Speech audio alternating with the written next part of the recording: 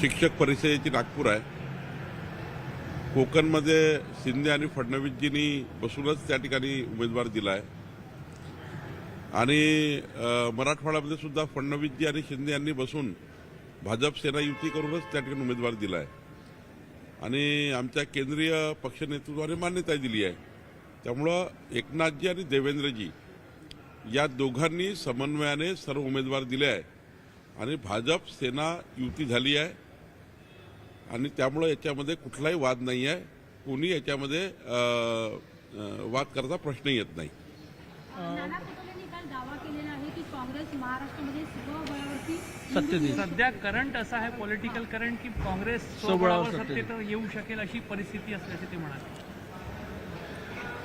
Congress party स्वबळावर जर तयार असेल त्यांचं अभिनंदन आहे, त्यांनी लढावं आणि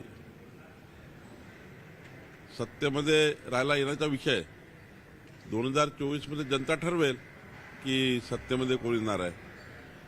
खरं तर उंटावर बसून शेळ्या आखण्यासारखं आहे आणि मला वाटतं नाना पटोलेजींनी सध्या जे काँग्रेसची वाताहत सुरू आहे, रोज पक्षप्रवेश होत आहे. भारत जोडो यात्रा ज्या भागातनं गेली त्याच भागामध्ये मोठ्या प्रमाणावर पक्षप्रवेश होत आहे.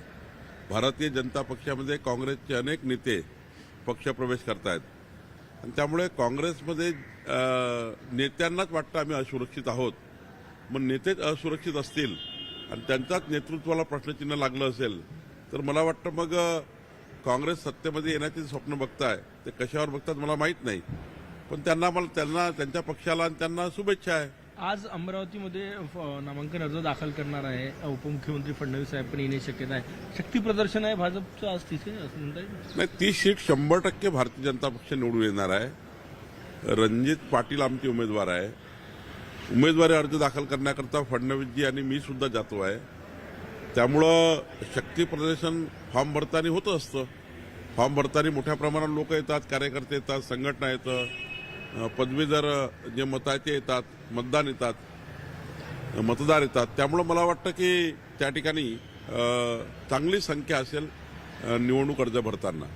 तुमच्या वाढदिवसानिमित्त तुम्ही कार्यकर्त्यांना होर्डिंग्स न लावण्याचे, जाहिरातबाजी न करण्याच्या आदेश सूचना दिलेल्या आहे, आवाहन केलेलं आहे. मागच्या 32 वर्षापासून ज्यांनी माझा वाढदिवस साजरा केला, ज्यांनी माझं पोस्टर लावलं, ज्यांनी माझा फोटो लावला, ज्यांनी मला त्या ठिकाणी जाहिराती दिल्या, त्यांना मी नेहमीच सांगतो की कुणीही असं करू नका आणि मग ज्यांनी असा प्रयत्न केला त्यांना सांगतो की बाबा यानंतर कृपा करू नको.